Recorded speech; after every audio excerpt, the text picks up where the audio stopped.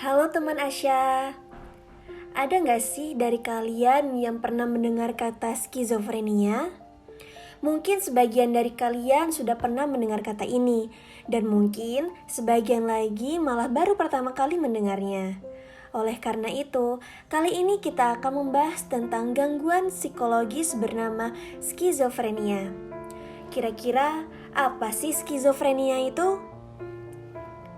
Kata skizofrenia berasal dari bahasa Yunani yang pertama kali dikemukakan oleh psikiater bernama Eugen Breuer di tahun 1908, yang artinya pikiran terbelah.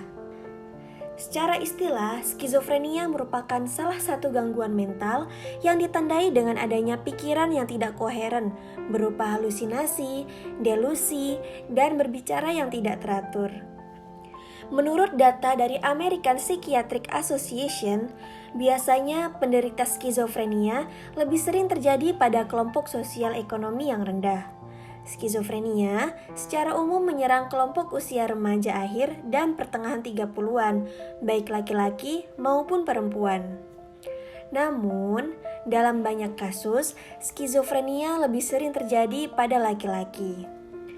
Usia remaja dan dewasa awal memang beresiko tinggi menderita skizofrenia karena pada tahap kehidupan ini biasanya dipenuhi dengan stresor.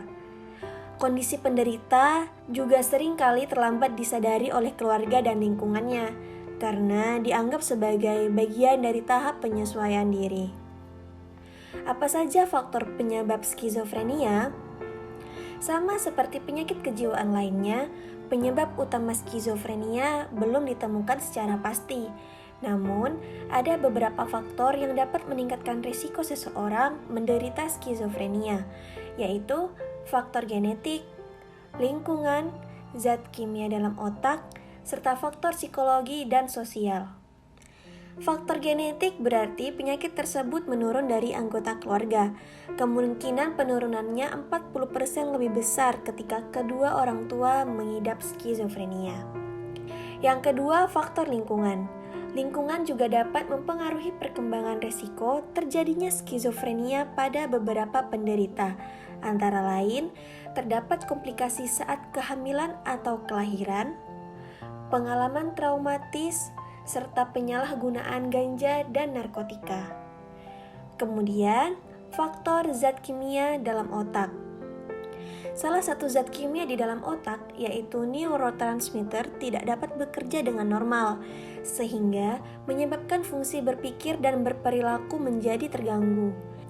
Neurotransmitter adalah senyawa kimia dalam tubuh yang bertugas untuk menyampaikan pesan antara satu sel saraf ke sel saraf target. Yang terakhir adalah faktor psikologi dan sosial.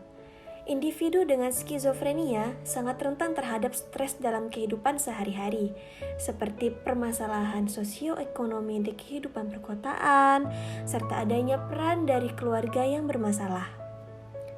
Bagaimana cara kita mengetahui seseorang menderita skizofrenia? Gejala awal terjadi ketika individu mengalami psikosis, yaitu kesulitan membedakan kenyataan dengan pikirannya sendiri, seperti mendengar suara yang sebenarnya tidak ada dalam kehidupan nyata. Hal tersebut menyebabkan skizofrenia termasuk ke dalam gangguan mental dengan jangka waktu yang panjang.